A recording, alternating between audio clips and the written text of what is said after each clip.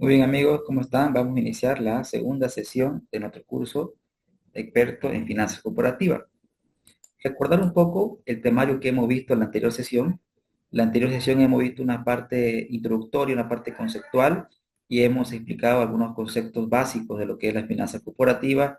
Hemos explicado lo que es las decisiones que se toman en finanzas, el objetivo fundamentalmente, y hemos hablado del balance general, del estado de resultado y un poco sobre acerca del flujo de efectivo. Hoy el objetivo de esta sesión es introducirnos a lo que es el análisis financiero. Nosotros vamos a ir directamente al punto análisis de estado financiero. Eso es lo que vamos a ver en esta sesión. Ese es el objetivo, ¿no?, de esta sesión, que al término de la misma tengamos las nociones básicas de lo que es un análisis financiero. En esta clase vamos a ver un análisis financiero tradicional. Esperemos nos dé tiempo de hacer el análisis también con la inteligencia artificial. Si es que no nos da el tiempo en esta clase para hacer eso, lo desarrollaremos en la primera parte de la clase siguiente. Entonces, el objetivo de esta sesión es que al término de la misma, tenemos que ser expertos en análisis de los estados financieros.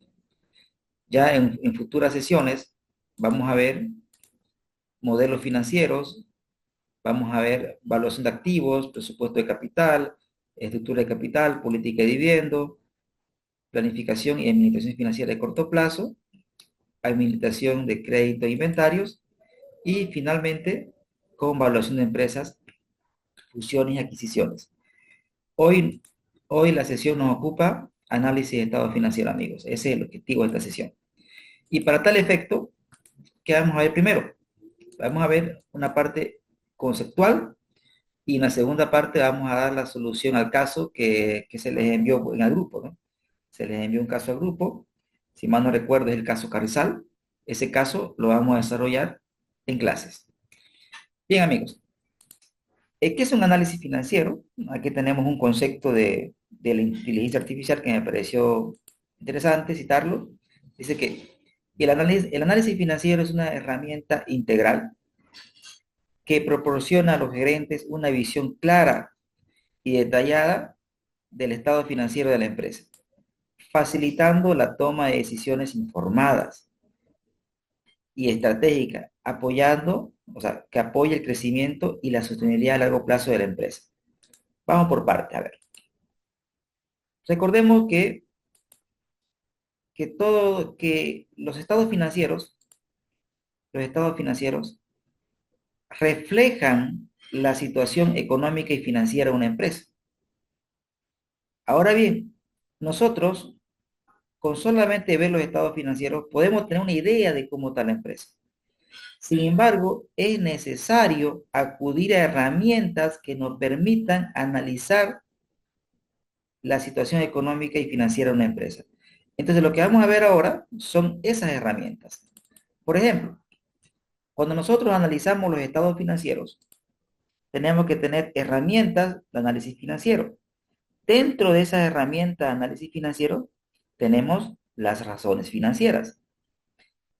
Las razones financieras son básicamente divisiones. O sea, una razón es una división de un número sobre otro número. Una razón es una fracción. ¿Y cuál es la utilidad de las razones? Las razones eliminan la escala.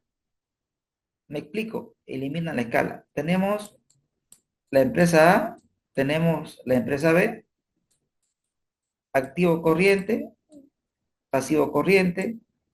La empresa A tiene 5.000 activo corriente, o sea, 500, mejor dicho, y 100 de pasivo corriente.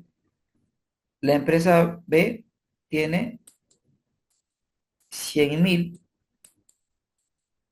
de activo corriente y 50.000 de pasivo corriente. Vea que, y sumamos que estas empresas, amigos, sean del mismo rubro, o sea, pertenecen al mismo rubro.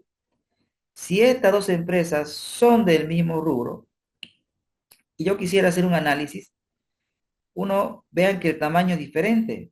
Entonces, las razones simplifican el tamaño porque tranquilamente usted puede calcular la liquidez corriente y la liquidez corriente se define como el activo corriente sobre el pasivo corriente. ¿Y de qué nos vamos a dar cuenta? Que 500 entre 100 es 5, 100.000 entre 50.000, ¿cuánto es? 2. Vean que al hacer la división, eliminé el problema de la escala y ya puedo decir que la empresa A tiene una liquidez corriente de 5 veces y la liquidez corriente de la empresa B es de 2 veces. Las razones financieras eliminan la escala y permite comparar la empresa A con la empresa B en números mucho más pequeños. Entonces, ¿se entendió, amigos, la bondad de una razón?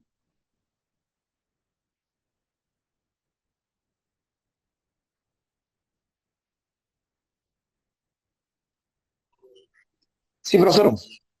Gracias, gracias, perfecto, genial. Ahora, las razones para efecto de análisis financiero, generalmente la agrupamos en grupos. El primer grupo tenemos las razones de liquidez. Estas razones de liquidez fundamentalmente buscan determinar la capacidad de pago a corto plazo de una empresa. Es decir, cuando nosotros estemos analizando la liquidez, ¿qué es lo que estamos haciendo? Viendo si la empresa es capaz para hacer frente a sus obligaciones de corto plazo. La liquidez es fundamental en cualquier empresa. La liquidez es como la sangre en el cuerpo humano. Sin liquidez, una empresa puede ser rentable, pero sin liquidez, definitivamente podemos quebrar.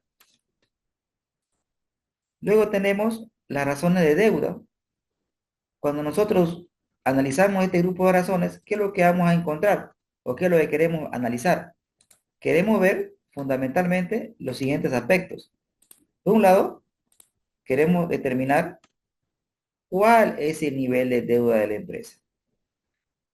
¿Tiene baja deuda? ¿Tiene elevada deuda? También vamos a ver la capacidad de pago de intereses y vamos a ver también la calidad de la deuda. Entonces, fíjense usted que cuando veamos la deuda, tenemos que responder, ¿cuál es el nivel de deuda? ¿Tiene capacidad de pago de interés de la empresa? ¿Dónde concentra más sus pasivos? ¿En el corto plazo o en el largo plazo? Entonces, en este punto es fundamental porque recuerden ustedes que de este punto se deriva el apalancamiento y el apalancamiento tiene una relación directa con la rentabilidad. Posteriormente, vamos a ver el ratio de eficiencia. Aquí vamos a ver cuán eficiente es la empresa en el manejo de los activos, en el manejo de las inversiones. Es decir, recuerden que cuando nosotros le damos un balance al gerente, ¿qué es lo que hacemos nosotros? Al gerente le estamos dando todos los activos y nosotros esperamos que el gerente sea eficiente en el manejo de estos activos. ¿A qué me refiero en el manejo de sus activos? Que sea eficiente en la gestión de las cuentas por cobrar, que sea eficiente en los inventarios, que los activos fijos que tengamos sean activos fijos que contribuyan a la generación de flujos. Es decir, que quitemos de nuestro balance aquellos activos que no son productivos o que no aportan nada a la empresa. Aquí también vemos la gestión de las cuentas por pagar. Básicamente, estos señores se les llama capital de trabajo, ¿sí? O, si somos más precisos, necesidades operativas de fondos, que posteriormente vamos a ver la diferencia entre lo que es capital de trabajo neto y necesidades operativas de fondos. Eso lo vamos a ver un poquito más adelante. Pero por ahora me interesa que entendamos que cuando nosotros analizamos la eficiencia, uno se preguntará, ¿eficiencia en qué? En gestión de cuenta por cobrar, en gestión de inventario, en gestión de los activos fijos, en gestión de las cuentas por pagar. A eso nos referimos a eficiencia. Posteriormente, el siguiente grupo, tenemos el grupo de rentabilidad, donde vemos nuevamente nuevamente, recordando que el gerente, usted le da los activos a la empresa, usted le da los activos. ¿Y qué esperamos que el gerente haga con los activos? Le damos todos estos activos. ¿Y qué esperamos? Esperamos que el gerente administre bien estos activos y nos dé una utilidad positiva, ¿sí? Una utilidad. Es decir, que administrando estos activos de forma eficiente nos genere utilidad. Es decir, que los ingresos superen pues a los egresos. Si se da esa figura, estaríamos generando utilidad y estaríamos diciendo que la empresa es rentable. Ahora bien, entonces, recapitulando, ¿qué buscamos ver? ¿Es líquida la empresa? ¿Cuál es su nivel de deuda? ¿Es eficiente? Generalmente, si es estos tres, es altamente probable que sea rentable la empresa. Rentable. Amigos, ¿se entiende hasta aquí? ¿Todo bien?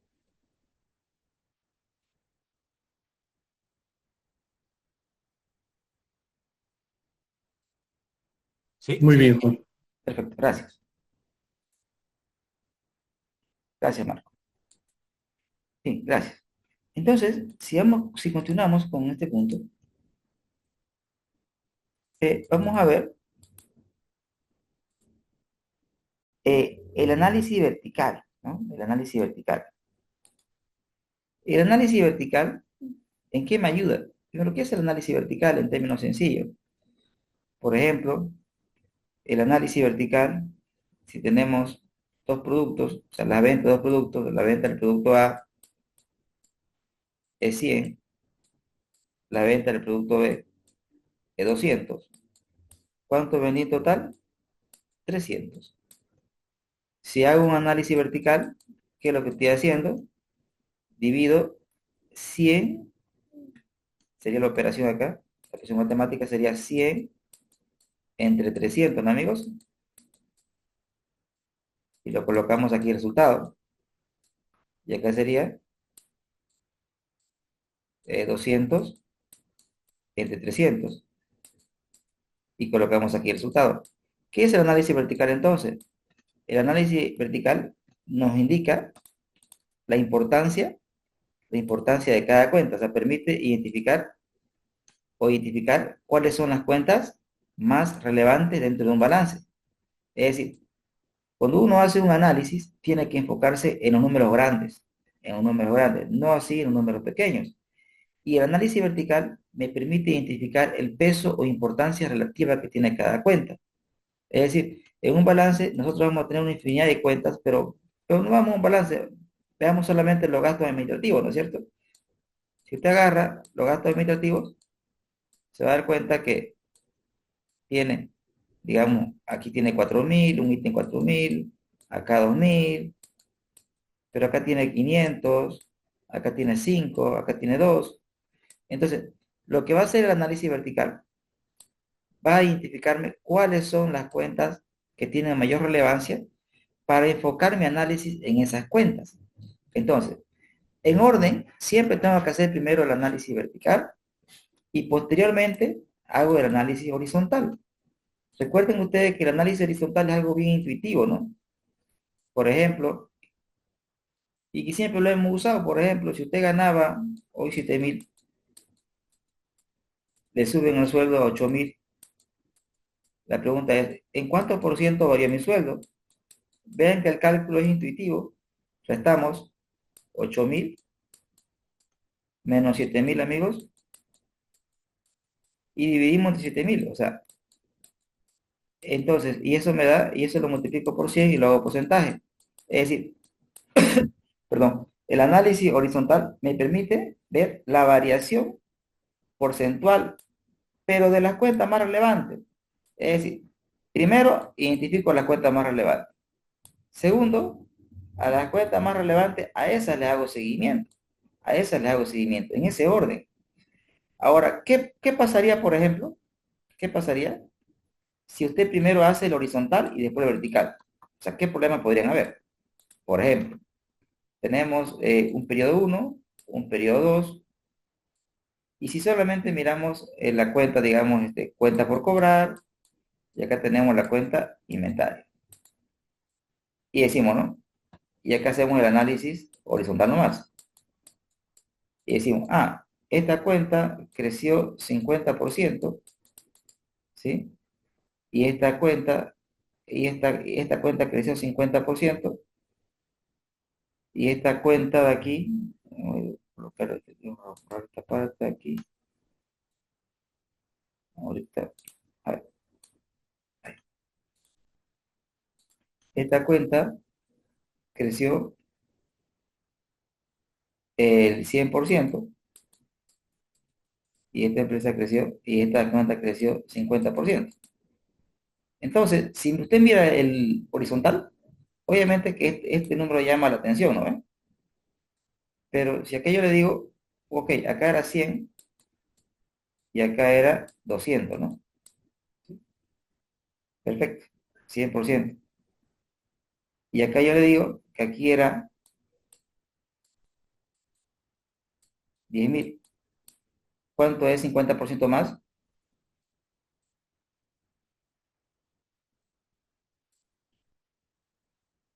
Sería 150.000, amigos,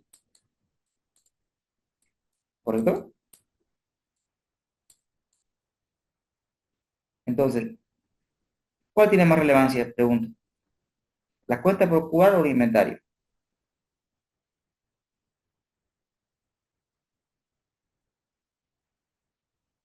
Debería centrar mi análisis más en el inventario porque tengo más recursos ahí invertidos, ¿no? No es lo mismo 200 que 150.000, amigos. Es decir, si usted mira el análisis horizontal y se enfoca en las variaciones más grandes, estaría haciendo lo incorrecto. Primero debería ver las cuentas más relevantes y a esas cuentas más relevantes hacerle seguimiento. Amigos, ¿se entendió la lógica del análisis? Sí, sí, sí, sí, está muy bien, profe. Perfecto. Primero vertical y luego horizontal. Genial. Ahora, y finalmente tenemos el Dupont. El análisis de Dupont es muy importante porque el Dupont nos dice o busca explicar de dónde proviene la rentabilidad. El Dupont explica o responde a la pregunta. ¿Y la rentabilidad de dónde viene? El Dupont nos ayuda a eso. Ahora vamos a ver un poco las razones financieras. La primera, que es el activo corriente sobre el pasivo corriente. Y vamos haciendo algunas explicaciones. Por ejemplo, recuerden ustedes que el activo corriente en el tiempo, o sea, en el tiempo el activo corriente nos va a generar una entrada de efectivo. El pasivo corriente en el tiempo nos va a generar una salida de efectivo. Entonces, recuerden, el activo me genera entradas, el pasivo me genera salidas. En consecuencia, nosotros esperamos que las entradas sean superiores a las salidas, es decir, que buscamos que el activo corriente sea mayor que el pasivo corriente. Por ejemplo, si una empresa tiene un activo corriente, primero tenemos que tener claro qué es lo que es un activo corriente, ¿no, amigos? Recuerden ustedes que el activo corriente es todo lo que es dinero o se va a convertir en dinero en el corto plazo. El pasivo corriente son todas las obligaciones que tienen un vencimiento menor a un año.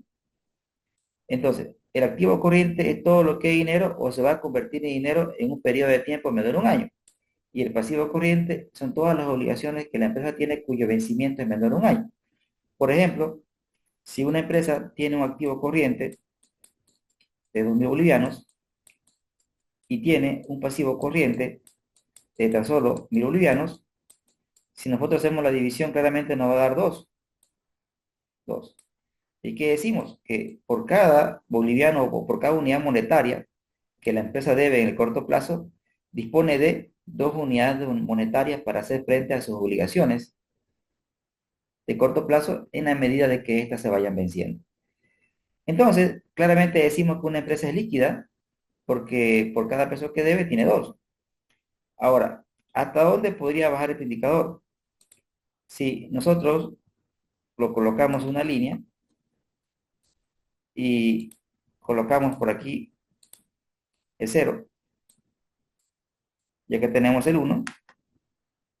Claramente que podría bajar hasta uno, ¿no? Porque un ratio de liquidez corriente de uno me indicaría de que por cada peso que usted debe de corto plazo, dispone de un boliviano para hacer frente a sus obligaciones inmediatas. O sea, por cada peso que debo, tengo uno.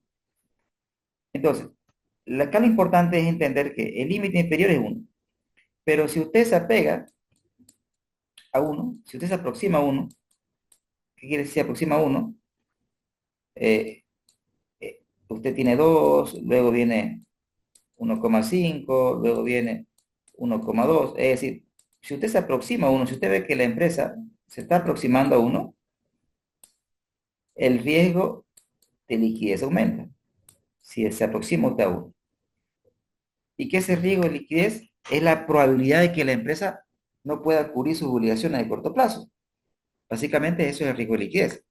Ahora, si la empresa se aleja de uno, cuando me refiero a se aleja de uno, estoy diciendo que sea 1, 1,2, 1,5, 4. Entonces, en ese caso, el riesgo de liquidez baja. Eso es lo importante que uno tiene que tener claro. Es decir, si me apego mucho a uno, aumenta el riesgo de liquidez, me alejo de uno, sube el riesgo de liquidez. Ahora bien, tenemos que entender acá una cuestión muy importante, que es la relación que existe entre lo que es el riesgo de liquidez y la rentabilidad. Es decir, el riesgo de liquidez versus la rentabilidad. Y aquí hay un tema interesante. Se dice que eh, el activo, el activo, recuerden ustedes que el activo más líquido, amigos, es el efectivo. Recuerden ustedes que la liquidez es la cualidad que tiene un activo para transformarse en dinero. Y el activo más líquido es el dinero. Pero el dinero en su estado natural no aporta nada de rentabilidad a la empresa. El dinero aporta la rentabilidad en la medida que se transforma. Por ejemplo, si usted tiene dinero constante y sonante en su billetera, eso no aporta rentabilidad. Pero si usted abre una caja de ahorro, pues ya va a estar ganando una tasa de interés mínima. Pero ya su dinero perdió liquidez porque ahora ya está en el banco. Si usted apertura un DPF, un depósito a plazo fijo, su dinero se inmoviliza aún más, pierde más rentabilidad aún, pero está ganando, perdón, pierde aún más liquidez, quise decir, porque su dinero lo está inmovilizando en un DPF. Ahora, si en lugar de un DPF usted lo invierte en un vehículo, compra un activo fijo, va a aumentar la rentabilidad, obviamente, pero la liquidez aún va a perder más liquidez que antes. Entonces, esto que nos dice que en la medida de que un activo pierde liquidez, por principio financiero, esa pérdida de liquidez tiene que ser compensada con rentabilidad. Y fíjense que eso da origen al concepto fundamental de lo que es rentabilidad, ¿no es cierto? Porque la rentabilidad, que es inmovilizar mi dinero, viene del concepto inmovilizo mi dinero. ¿Qué quiere decir esto? Que mi activo, que es líquido, lo voy a transformar en un activo que se puede llamar empresa. ¿Y por qué yo hago eso? Porque espero que la empresa me dé rentabilidad superior a mantener a mis activos totalmente líquidos. Entonces, bajo esa lógica, existe un triángulo que es importante siempre citarlo, que es la relación que existe entre la liquidez corriente, el riesgo de liquidez y lo que es la rentabilidad. ¿Qué nos dice este triangulito? Rentabilidad. Así que sí, sí, sí. La liquidez corriente de una empresa baja, el riesgo de liquidez aumenta, pero también lo hace la rentabilidad. Es decir, si la liquidez va corriente baja, aumenta mi riesgo de liquidez, pero también aumenta la rentabilidad. Lo contrario también es cierto. Es decir, que si mi liquidez corriente sube, el riesgo de liquidez baja, pero también lo hace la rentabilidad. Y aquí tenemos la relación o el triángulo que relaciona riesgo versus rentabilidad, queridos amigos. Este ejemplo se ve o se explica mucho en las entidades financieras. Recuerden ustedes que el negocio de una entidad financiera es intermediar entre la gente que tiene mucho dinero y la gente que no tiene o no tiene suficiente dinero para hacer crecer a sus empresas y acuden a financiarse. Entonces, los bancos están al medio, o sea, el negocio del banco claramente es la intermediación financiera. Está al medio entre el empresario y el ahorrista. Entonces, veamos la lógica de un banco. El banco capta recursos de los ahorristas y esos recursos lo mantiene en su disponible. Pero no es negocio para el banco tener todo el dinero en disponible, porque ese dinero, aparte que no está generando rentabilidad, le ocasiona un costo para el banco, porque el banco por ese dinero está pagando una tasa a los ahorristas. En consecuencia, no es negocio tener mucha liquidez para un banco. ¿Qué hace el banco? Llega ese dinero a mi caja e inmediatamente lo coloca en cartera de crédito. ¿Por qué? Porque la cartera de crédito sí le aporta rentabilidad a una entidad financiera. Entonces, aquellas entidades financieras que tienen menores índices de liquidez tienden a tener mayores índices de rentabilidad. Porque entre la liquidez y rentabilidad, ceteris paribus, o sea, si no pasa nada raro, debería existir una relación inversa entre lo que es la liquidez y la rentabilidad. Es decir, baja liquidez, aumenta rentabilidad. Bueno, esto es en cuanto a este indicador, ¿no? Vamos a ver otros. Por ejemplo, eh, tenemos la liquidez ácida, que a diferencia de la anterior, queridos amigos, la liquidez ácida, ¿qué es lo que hace? A mi activo corriente le resta el inventario. Por ejemplo, si tenemos nosotros una liquidez ácida de 2, ¿qué decimos? Que por cada boliviano que la empresa debe en el corto plazo, sin tomar en cuenta el inventario, dispone de 2 bolivianos para cubrir sus obligaciones de corto plazo. Entonces, ¿qué dice la liquidez ácida? O sea, responde a una pregunta interesante. Y si no vendemos el inventario, ¿aún podríamos pagar las obligaciones de corto plazo? Pues la liquidez corriente, la liquidez ácida me responde a esa pregunta. Y si no vendemos el inventario, ¿podemos pagar? A diferencia de la liquidez corriente tiene un límite inferior que 1. En la liquidez ácida no existen parámetros, por lo menos en la literatura, que lo podamos seguir. O sea, no puedo decir yo que 1 es bueno, que 0,8 es bueno. Lo que sí yo le puedo decir que hay que prestar especial atención en las tendencias. Me explico. Si usted, por ejemplo, eh, está analizando una empresa y usted observa lo siguiente, mire, la liquidez corriente de la empresa va en aumento y de igual manera la liquidez ácida. Entonces ahí podemos decir, ok, ahí el inventario se está moviendo en igual proporción a las demás cuentas. Pero si usted observa esto, miren amigos, mi liquidez corriente va aumentando, pero su liquidez ácida va bajando. Es decir, si mi liquidez corriente aumenta y mi liquidez ácida baja, quiere decir que el peso del inventario cada vez es mayor. O sea, cada vez el peso específico que tiene el inventario en la empresa cada vez es mayor. Entonces, ¿qué quiere decir? Ahí visualizo yo un problema con la tendencia. Visualizo un problema con la tendencia. Ahora, también es cierto, si lo vemos un gráfico al revés, por ejemplo, si usted ve que la liquidez corriente de una empresa va bajando, ok, va bajando mi liquidez corriente, pero mi liquidez ácida está mejorando. Ahí quiere decir que si bien mi liquidez, quizás ahí estamos viendo que la empresa está normalizando la liquidez y está gestionando de una mejor manera su liquidez ácida. Aquí es importante ver las tendencias, las tendencias. Ahora, también esto permite hacer comparaciones. Por ejemplo, si usted tiene una empresa A y una B y ambas empresas están dentro del mismo sector, y usted calcula la liquidez corriente de A y le dicen que es 2 y la de B le dicen que es 1,5, claramente A es más líquida que B. Pero si analizamos a liquidez ácida, por ejemplo, y acá le da a usted 0,5 y acá le da a usted 1, quiere decir que efectivamente A es más líquida, pero su liquidez depende bastante del inventario. Por lo tanto, A es más líquida, pero está más expuesta al riesgo de liquidez, porque si no vende su inventario no podría pagar. En cambio, B, si bien es menos líquida, pero está menos expuesta al riesgo de liquidez, porque si no vende el inventario, aún podría pagar sus obligaciones de corto plazo. ¿Se entiende, amigos, cómo analizar estas dos razones?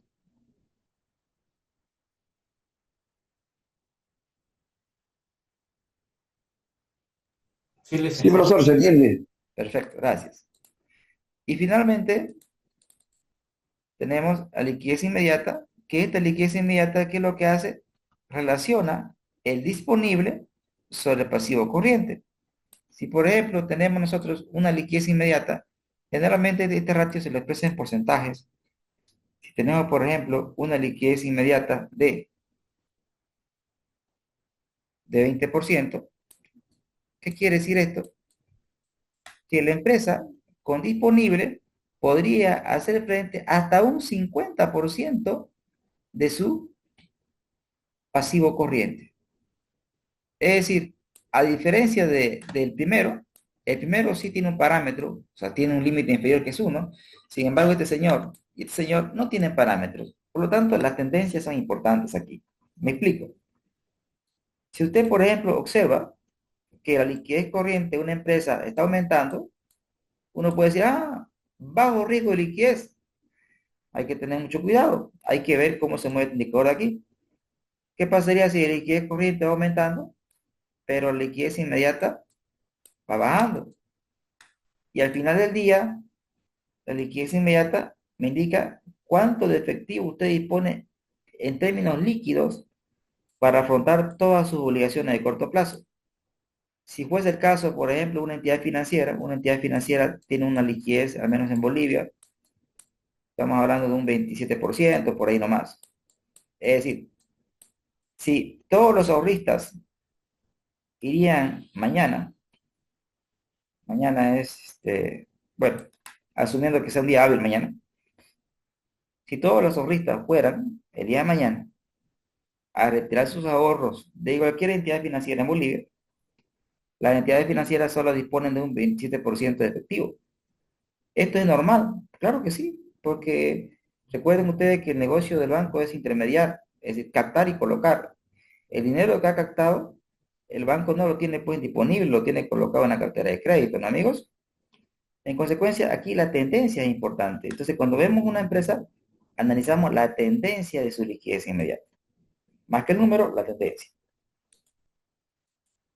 Entonces, la liquidez es tremendamente importante porque nos va a decir o nos va a indicar si la empresa tiene una espalda financiera que le va a permitir vivir en el corto plazo.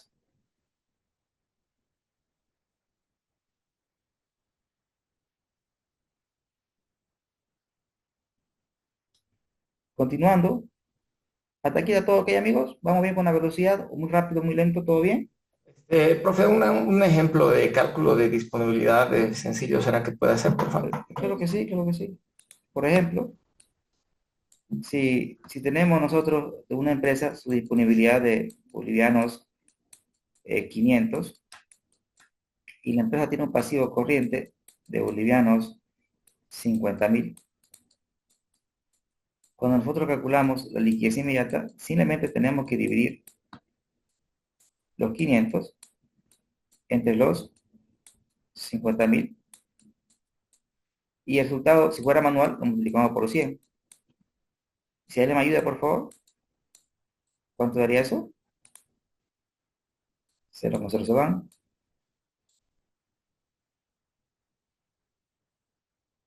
5%, 10, 10, ¿no?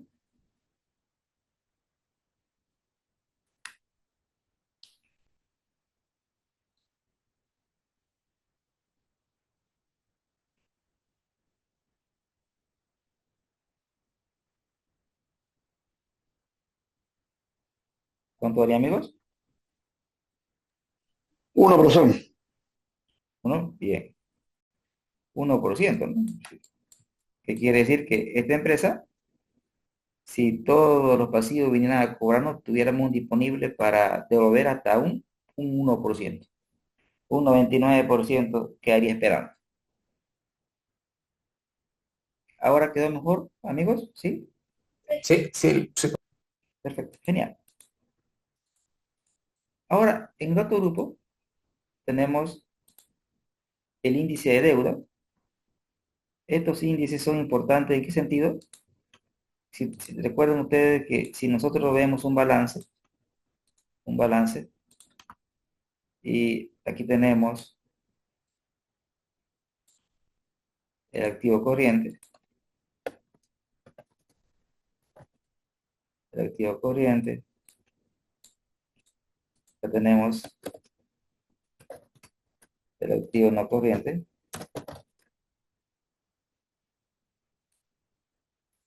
luego tenemos por este lado el pasivo corriente,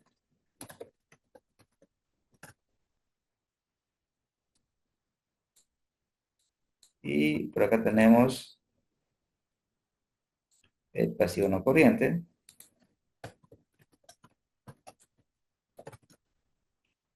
y finalmente tenemos el patrimonio. Entonces, ¿qué es lo que vemos aquí? Lo que vemos es que el índice de deuda busca o nos ayuda a identificar, mire, tenemos aquí nuestra inversión. Esta inversión, ¿cómo es financiada? ¿Cuánto estamos ocupando de deuda? ¿Cuánto de pasivo?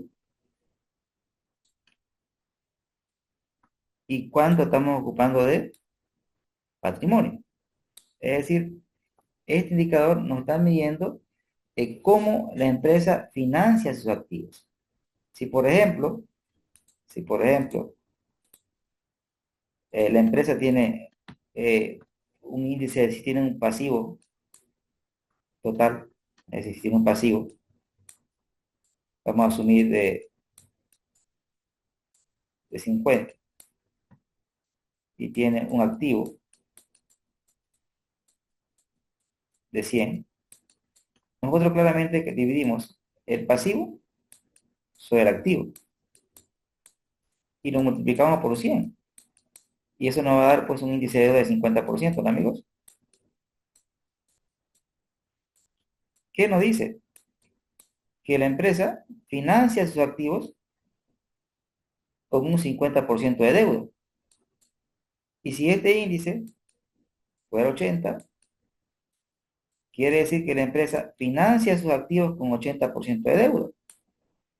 Ahora, bueno o malo, no podríamos llamar si es bueno o malo. Lo que sí podríamos decir que si una empresa, si una empresa aumenta su índice de deuda, si una empresa aumenta su índice de deuda, tendríamos que manejar con lupa los efectos de este incremento, estos incrementos, ¿dónde? En la rentabilidad, porque al final del día, toda empresa aumenta la deuda, pero persiguiendo rentabilidad. Si no termina en rentabilidad, estamos mal. Entonces, si una empresa tiene, generalmente se usa el parámetro del 50%, es decir, si supera el 50%, decimos que la empresa tiene un elevado nivel de deuda.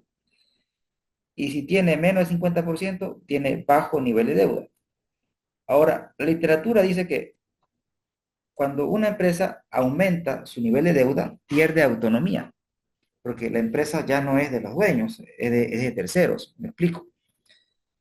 Quizás ahora si hacemos un ejemplo, este ejemplo me gusta citarlo.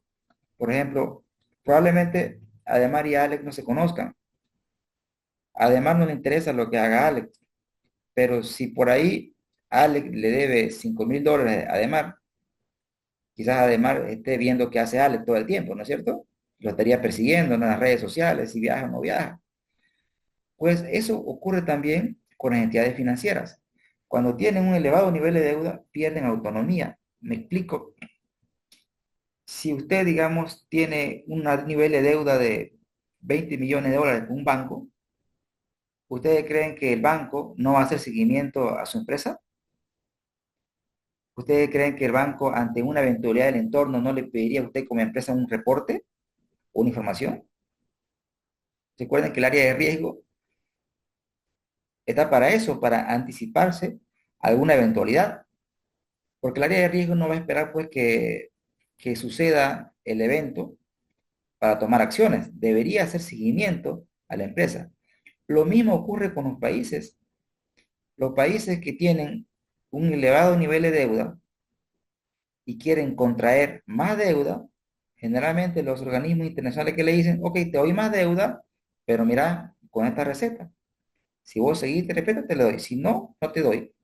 Entonces se está perdiendo autonomía. Entonces, por ese lado la literatura lo ve. Pero desde el punto de vista financiero, la deuda no es para nada mala, o sea, la deuda es buena. Entonces, pero la pregunta sería, ¿hasta dónde me puedo endeudar? Y la respuesta es sencilla, hasta donde su capacidad de pago se lo permita, con bajo nivel de riesgo. ¿A qué me refiero eso? Que una empresa puede tener un índice de deuda del 60% y tiene capacidad de pago para pagarla sin mayores problemas. Pero puede haber una empresa que no puede tolerar un nivel de deuda del 30% porque no tiene capacidad de pago. Entonces, el nivel de deuda, primero, la deuda es buena, me genera apalancamiento financiero. Y en el transcurso del curso esto lo vamos a demostrar. O sea, lo bueno es que este curso es extenso y todo lo que mencionamos, todo se va a demostrar en un tiempo. Entonces, la deuda es buena, genera apalancamiento, pero, pero me pone a riesgo financiero.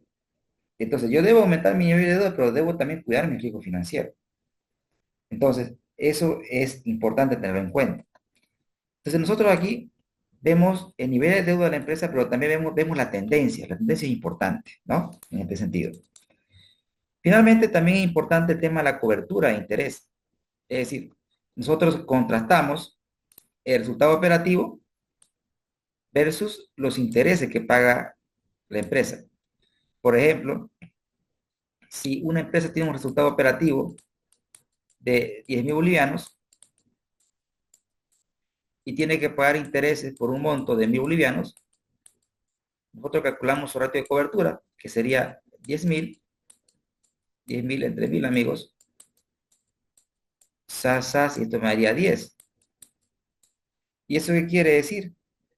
Que nuestra empresa, con el resultado operativo, puede pagar 10 veces los intereses. O sea, eso es bueno. Mientras más elevado sea este ratio, eso es espectacular. Ahora, estos dos indicadores es importante analizarlo y verlo de la mano. Por ejemplo, si estamos analizando dos gestiones, por ejemplo, gestión 1, gestión 2, y usted analiza que el índice de deuda aquí era 50%, y el índice de deuda pasó de 50 a 60%. Vea usted que aumentó el índice de deuda. Perfecto. Pero si analizamos la cobertura, el índice de cobertura de interés, si acá era 2 y acá es 4, ¿qué pasó? Acá podía pagar 2 veces los intereses, acá puedo pagar 4 veces los intereses. Es decir, amigos, si bien mi deuda aumentó, pero mejoró mi cobertura. Eso es bueno, eso es espectacular. Ahora, lo que es preocupante sería que si usted está más endeudado, o sea, tiene un mayor nivel de deuda, pero su cobertura baja, ¿sí?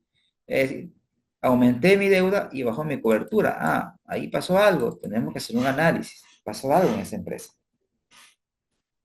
Entonces, lo ideal sería que si aumenta la deuda, mejore, pues, amigo, la cobertura.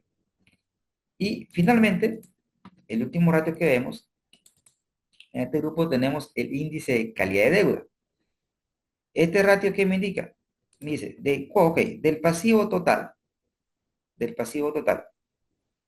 ¿cuánto se encuentra concentrado en el corto plazo? ¿Sí? ¿Cuánto se encuentra concentrado en el corto plazo? Recuerden, amigos, que en esta primera parte, estamos viendo las fórmulas, así que por favor no se me vayan a aburrir. Estamos viendo las fórmulas y estamos viendo de cómo se interpretan las fórmulas y le estoy explicando alguna lógica de razonamiento. Ya en la segunda parte de la sesión vamos a dar solución al caso Carrizal, caso que les pasé al grupo la clase anterior para que lo leamos y obviamente entre todos le demos solución y le demos un análisis pertinente. Paciencia, amigos. Bien, ahora bien, por ejemplo, si en este indicador yo tengo un índice de calidad de deuda del 60%, quiere decir que del 100% de mi pasivo, y eso acá es pasivo, aquí hay un error, ¿no? No es pasivo, no es pasivo, es pasivo, esto es eso. Si tenemos nosotros un índice de calidad de deuda del 60%, quiere decir que del 100% amigos del pasivo, el 60% se encuentra en el corto plazo. Ahora, si el índice de calidad de deuda aumenta, quiere decir que la empresa tiene mucha deuda en el corto plazo. Entonces, se esperaría que la liquidez corriente baje. Si una empresa tiene mucha deuda concentrada en el corto plazo, amigos, si una empresa tiene mucha deuda en el corto plazo, eso, claro que va a afectar a su liquidez corriente. Ahora, si el índice de calidad de deuda baja, quiere decir que la empresa tiene poca deuda en el corto plazo, eso va a hacer que la liquidez corriente suba, amigos, suba. Entonces, es importante dar seguimiento a cómo se encuentra estructurado el pasivo corriente con respecto al pasivo total de la empresa. Amigos, ¿hasta aquí vamos bien? ¿Se entiende?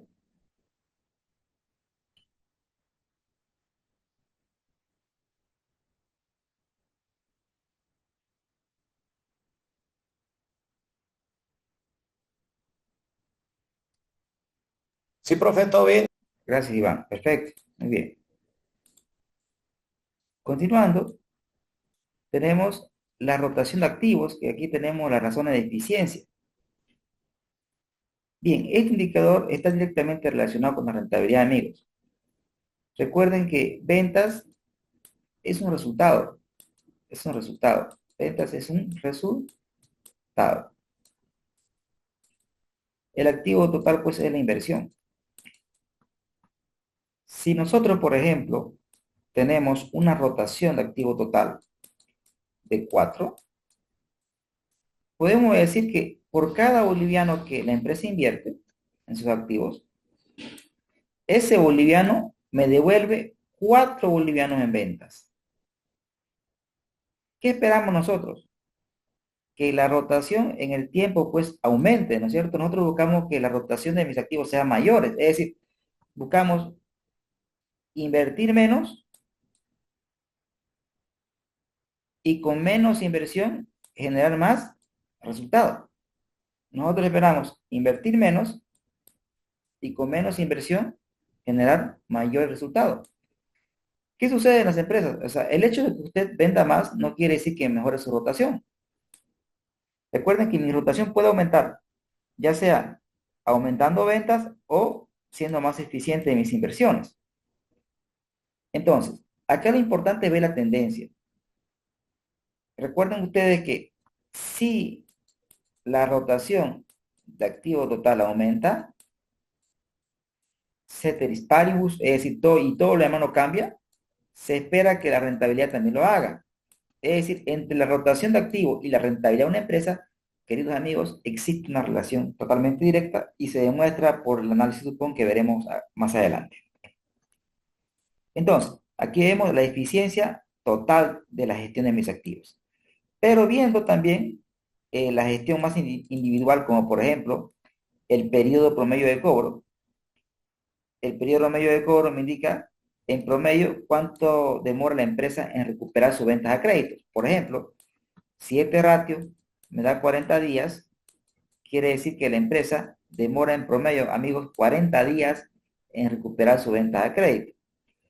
Al igual que el ratio anterior, Aquí es importante ver la tendencia. Si usted ve que la tendencia es creciente en el periodo promedio de cobro, ¿qué quiere decir esto? Que la empresa cada vez está demorando más en recuperar su venta de crédito. Esto, queridos amigos, mata flujo, mata flujo.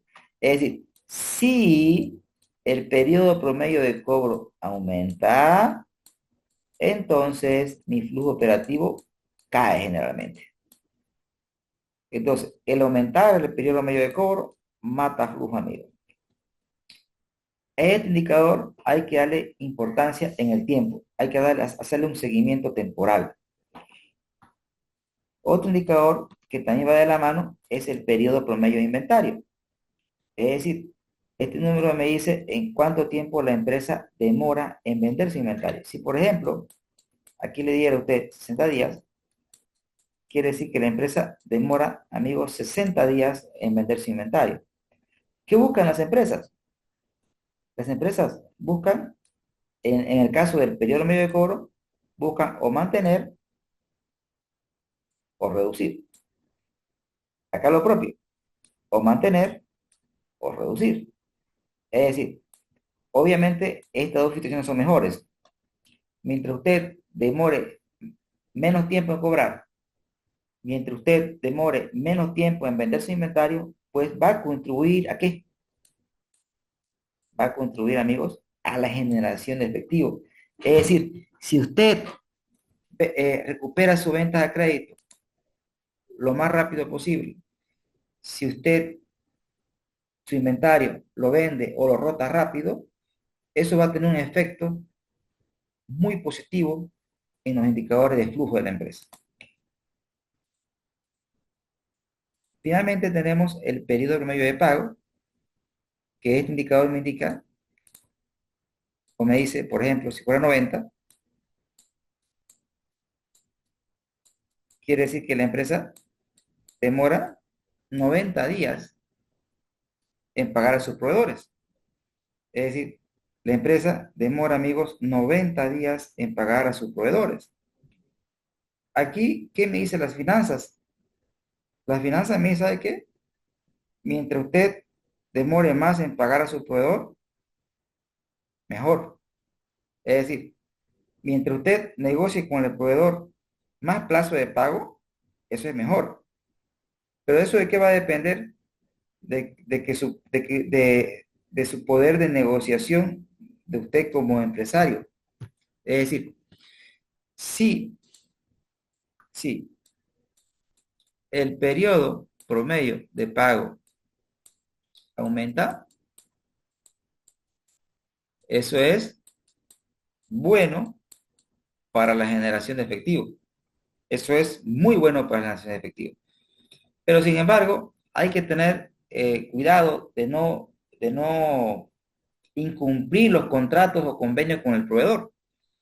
Es decir, si usted dijo que le iba a pagar al proveedor cada 90 días y le paga cada 90 días, pues genial, genial. Pero ¿qué sucede si usted no está cumpliendo con su proveedor? Va a tener conflictos, ¿no es cierto? Imagínese que el proveedor tenga poder y no existan muchos proveedores en el mercado. El proveedor puede decir, ok, mira, como tú no eres un cliente puntual, pues ya no trabajaré contigo y no frega el negocio. Otro indicador que es importante y que está relacionado con estos tres es lo que se conoce como ciclo de conversión de efectivo. El ciclo de conversión de efectivo es un indicador que me indica lo siguiente. Para explicar y hacer un ejemplo. Supongamos que tenemos una línea de tiempo. Tenemos un periodo cero. Y vamos a asumir que la empresa tiene un periodo promedio de inventario de 40 días. 40 días. A su vez, a su vez, tiene un periodo promedio de cobro de 50 días. Entonces, 40 días permanece su producto en inventario y 50 días permanece su producto en manos del público. Es decir, que usted recién al término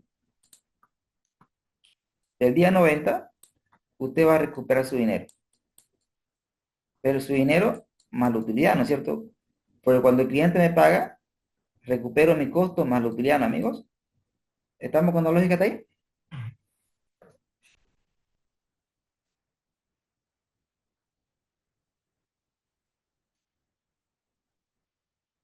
Amigos, ¿se entiende la lógica hasta ahí? Avisan, por favor. Sí, sí, profe, sí. Perfecto, genial. Ah, y ahora también vamos a ver otro punto interesante. La empresa se financia con el proveedor también. O sea, las empresas se financian con los proveedores, claro que sí. Vamos a asumir que el proveedor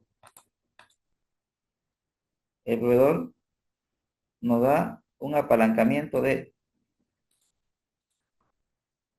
un periodo promedio de pago de 60 días. Entonces, ¿usted cuándo le va a pagar al proveedor? Usted le va a pagar al proveedor aquí, aquí, aquí usted le va a pagar al proveedor. Pero ¿qué le paga al proveedor? Al proveedor usted le paga su costo, ¿no? Le pago mi costo y acá recupero mi costo más la utilidad. En consecuencia, ¿qué es lo que le estoy mostrando, amigos? Que en este ejemplo que les acabo de hacer, esta área representaría mi ciclo de conversión de efectivo. Si lo hacemos matemáticas, el ciclo de conversión de efectivo vendría a ser igual a que, amigos, al periodo medio de inventario, sería 40, más el periodo medio de cobro, que sería 50, menos el periodo medio de pago, que sería 60. Y tenemos un ciclo de conversión de efectivo de ¿cuánto? 40 más 50 menos 60, 30. 30, ¿no? Entonces, ¿qué decimos, amigos? Que demoramos, o la empresa demora 30 días en recuperar sus recursos invertidos en inventario, ¿sí? 30 días. 30 días demoramos en recuperar nuestra inversión, ¿sí? Más la utilidad. Entonces, toda empresa busca que el ciclo de conversión de efectivo, amigos, sea lo más pequeño posible. Sea lo más pequeño posible. Porque mientras más rápido recupere sus recursos invertidos, usted va a ser más rentable, ¿no, amigos? ¿Sí? Correcto, correcto. Bien. Ahora bien, eh, y todavía mejor aún si es ciclo negativo, ¿no? Porque imagínese usted que una empresa tenga mucho poder para negociar y negocie plazos extensos con el proveedor. Si una empresa puede negociar plazos extensos con el proveedor, matemáticamente se abre la posibilidad de que este número sea negativo. Y si es negativo, gracias a este factor, decimos nosotros en finanzas que la empresa está trabajando con el dinero del proveedor. Es decir, el proveedor está apalancando nuestro negocio. ¿Estamos con la lógica, amigos? Sí, profe. Bien, pero también puede ser negativo por este lado. Es decir, existe negocio donde el cliente paga por adelantado. Es decir, imagínese usted todos los negocios por Internet. Todos los negocios por Internet, generalmente primero usted hace el pago y después llega el producto. Como usted paga por adelantado, quiere decir que el periodo promedio de cobro es negativo. Entonces, cuando usted tiene un ciclo negativo debido a este factor, quiere decir que su negocio de usted lo está apalancando el cliente. El cliente está apalancando su negocio.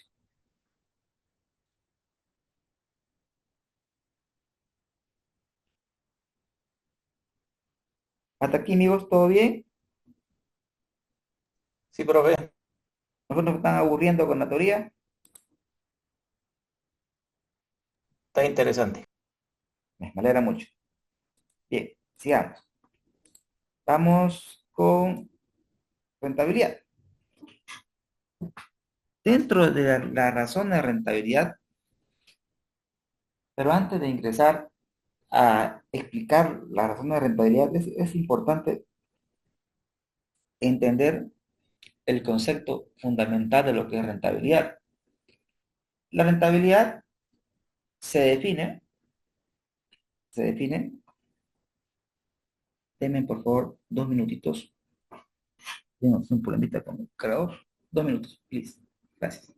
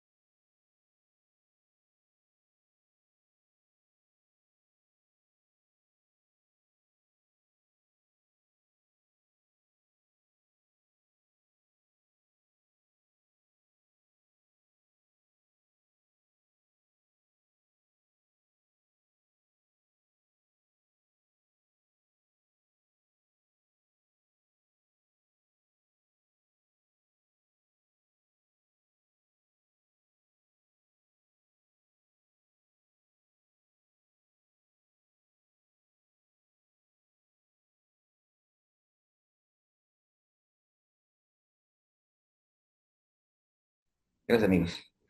Bien, antes de continuar, es importante tener claro lo que es rentabilidad. La rentabilidad viene a ser un cociente entre un resultado sobre un esfuerzo.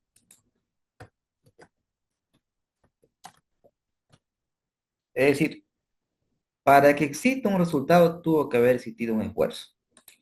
Entonces, cuando nosotros hablamos de rentabilidad, siempre tiene que estar asociado un resultado sobre un esfuerzo. Entonces, ahí decimos que la métrica es de rentabilidad. Un resultado sobre un esfuerzo. Un resultado sobre un esfuerzo. Un resultado sobre un esfuerzo.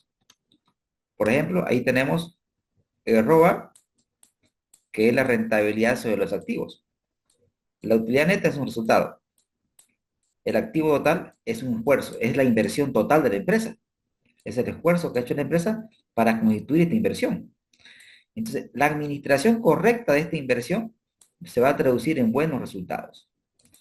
Y cuando nosotros calculamos el ROE, que es la rentabilidad del dueño, ¿qué contrastamos? La utilidad sobre el esfuerzo del dueño, sobre su patrimonio. Entonces, siempre tiene que haber un esfuerzo, una inversión y un resultado. Acá tenemos la inversión total de la empresa y acá tenemos la inversión de los dueños. El primer indicador vemos que se llama margen bruto, pero fíjense, ¿qué divide un resultado sobre otro resultado? Entonces no podemos decir que este indicador es de rentabilidad, lo que sí podemos decir que este indicador contribuye a la rentabilidad. ¿Qué quiere decir?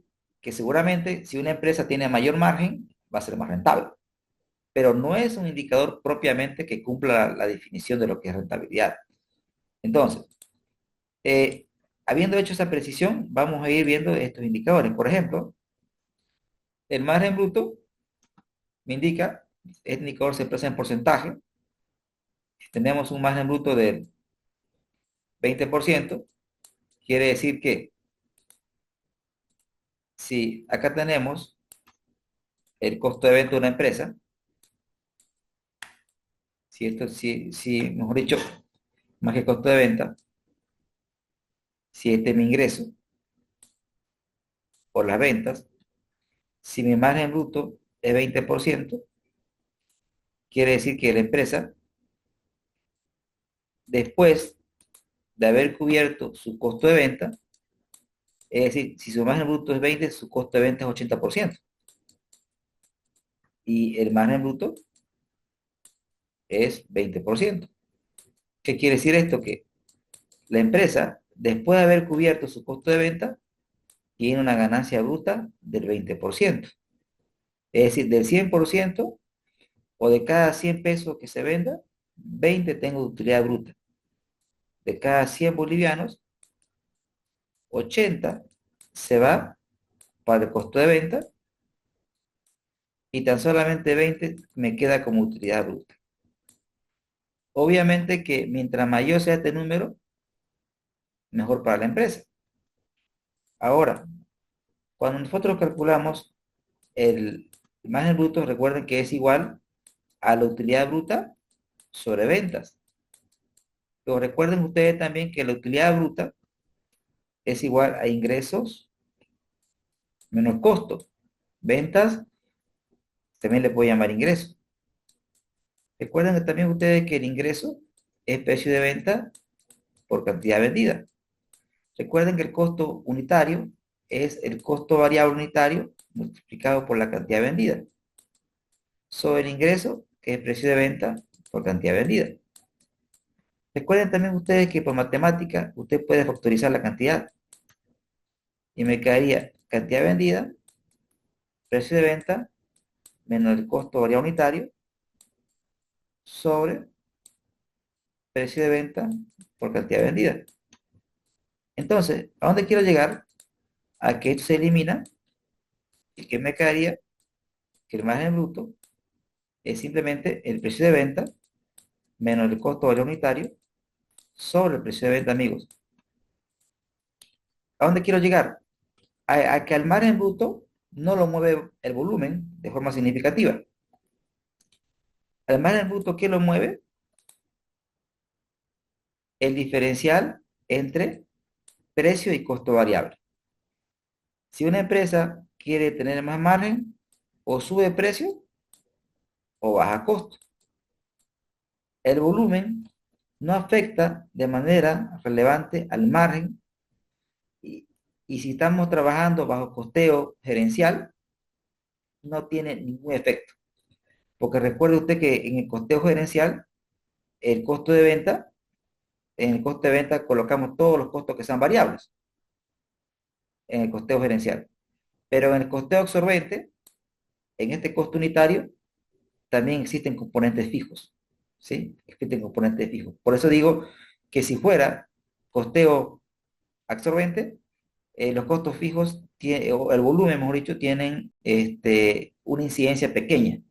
Pero si fuera esto costeo variable, el volumen tiene incidencia nula. Entonces, si queremos explicar el margen, lo tendremos que explicar ya sea por el precio o por el costo, ¿no? Pero no así por el volumen. El volumen tiene una incidencia totalmente pequeña. ¿Se entiende, amigos? Sí, profe. Genial. Ahora, acá también hay que puntualizar algunos aspectos que el margen bruto, ¿será que podría llegar a ser menor que cero, amigos?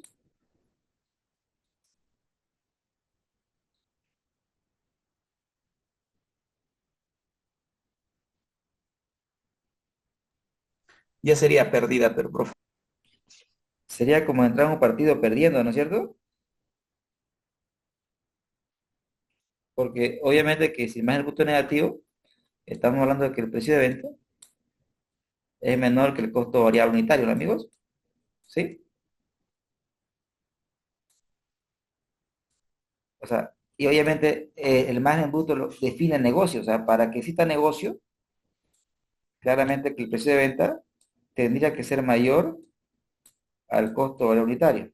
Esa es la condición para que cualquier negocio florezca, ¿no es cierto? Sin embargo, bueno, en la empresa tienen varios productos, A, B, C, D. Ustedes saben muy bien con su experiencia que tienen que en las empresas, especialmente en el negocio de los restaurantes, ¿no? Que particularmente lo he visto, eh, no de todos los platos se tiene un margen positivo.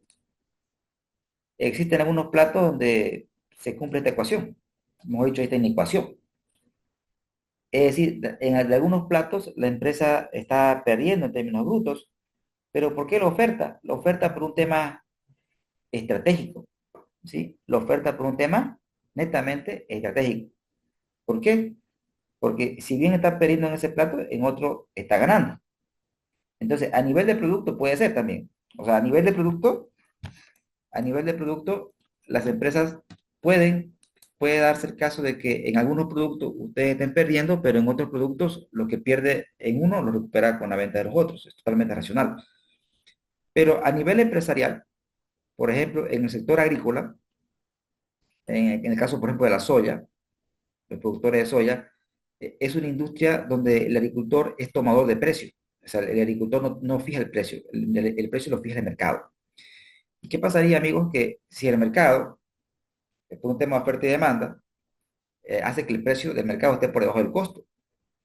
Y acá en Bolivia pasó bastante, digamos, ese escenario. Recuerden que nosotros tenemos desventaja competitiva en materia de costo. ¿Por qué? Porque aún no se implementa la biotecnología, que la biotecnología básicamente abarata los costos.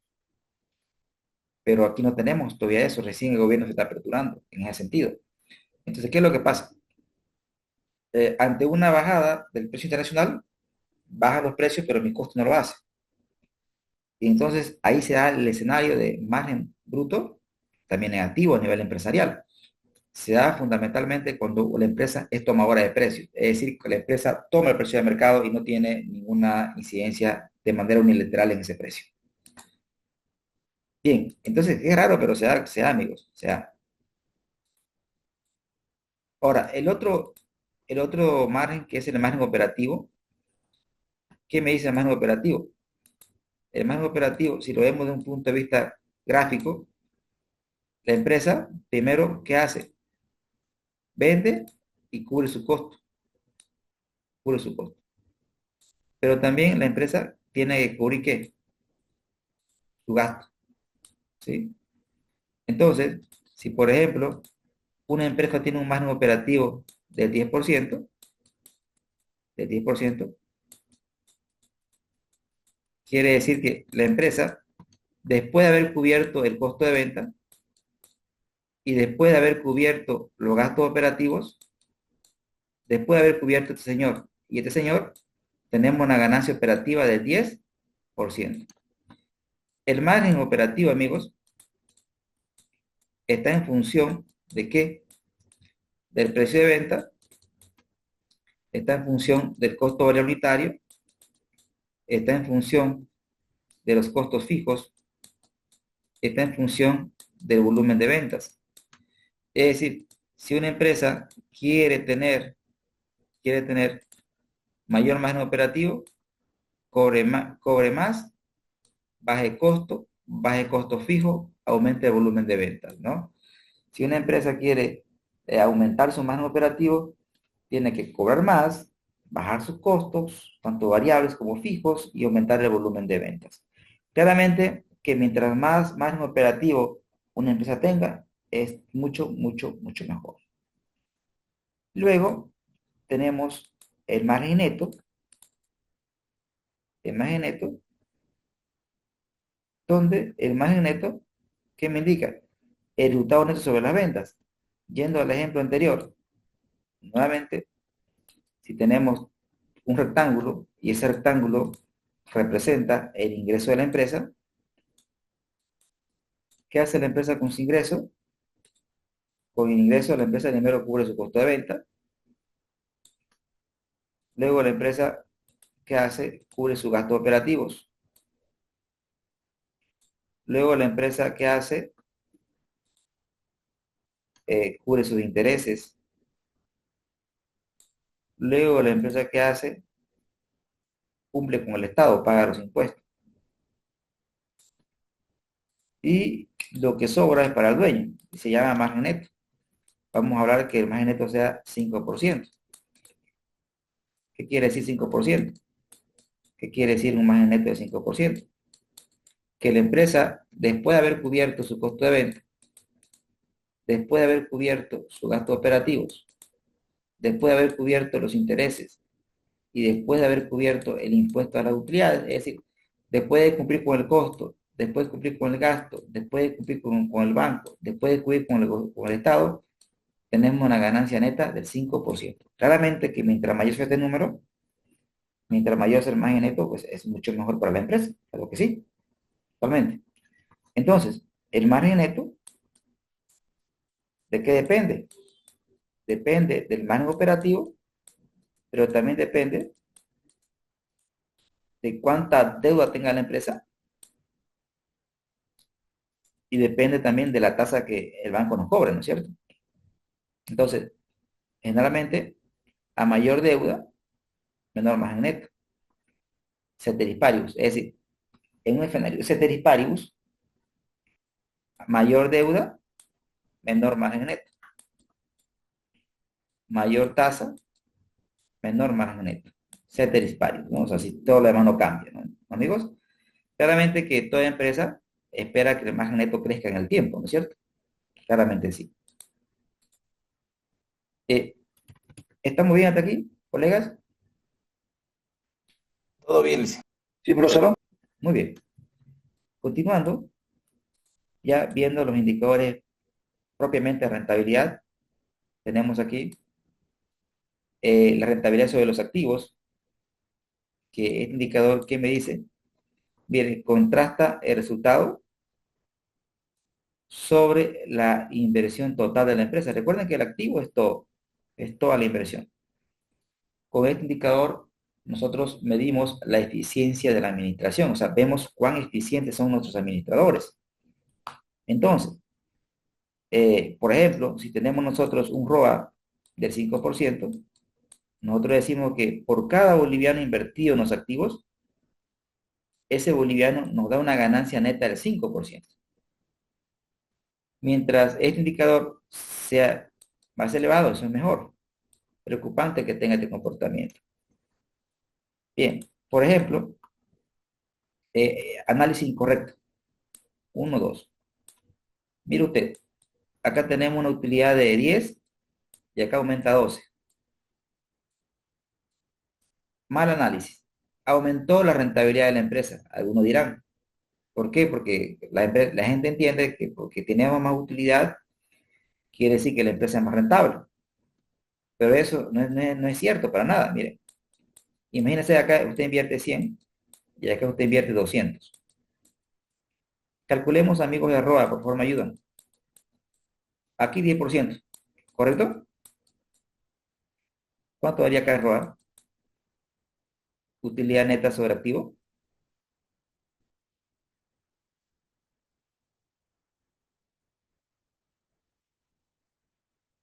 6, profe, 6.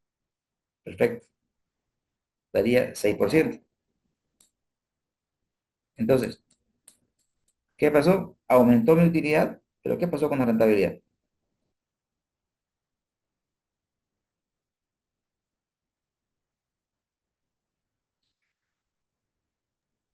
Disminuye.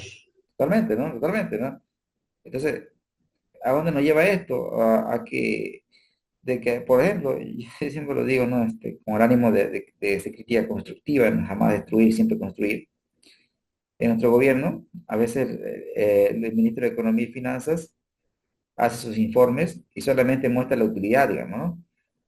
Los bancos están aumentando en su rentabilidad y muestra la utilidad. Y eso es contar, pues, una verdad media, ¿no, queridos amigos? Porque la utilidad solamente es la mitad de la verdad, ¿no? Para ver rentabilidad tengo que contrastarlo sobre el esfuerzo que se ha hecho. Entonces, cuando hablemos nosotros de rentabilidad, tenemos que contrastar un esfuerzo y un resultado. ¿Se entiende, amigos, la lógica? Sí. Genial. Y finalmente, tenemos nosotros la rentabilidad sobre el patrimonio, donde que vemos aquí, contrastamos el resultado versus la inversión de los dueños. Si, por ejemplo, tenemos nosotros aquí un ROE del 5%, decimos que por cada boliviano que ha invertido el dueño, por cada boliviano que ha invertido el dueño, sobre ese boliviano obtiene una ganancia neta del 5%. Es decir, si el dueño coloca 100 pesos, de esos 100 pesos, se va a quedar con 5. Claramente que mientras mayor se ROE, eso es mejor para la empresa, claro que sí. Ahora, el ROE mide la rentabilidad del dueño, el ROA mide la rentabilidad de la empresa. ROA mide la eficiencia de la administración, ROE mide el retorno al dueño. O sea, yo como dueño me interesaría ver el ROE, ¿no? Pero si quiero ver la empresa como un todo, tendría que ver el ROA. Ahora, un tema importante es ver la evolución de la rentabilidad o de dónde proviene la rentabilidad. El análisis,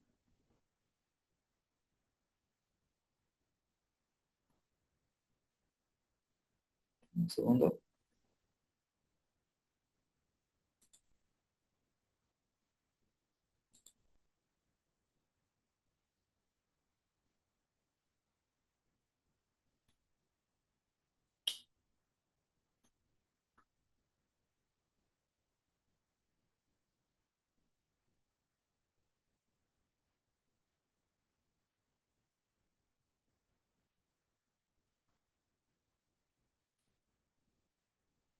Bien, voy a explicar el análisis Dupont, pero le propongo lo siguiente. Dejemos el Dupont para después del break. Nos tomamos un receso y al receso vemos Dupont y vemos la solución del caso. ¿Les parece, amigos? Perfecto, Luis. Genial. Gracias. Regresamos entonces en 15 minutos. Gracias.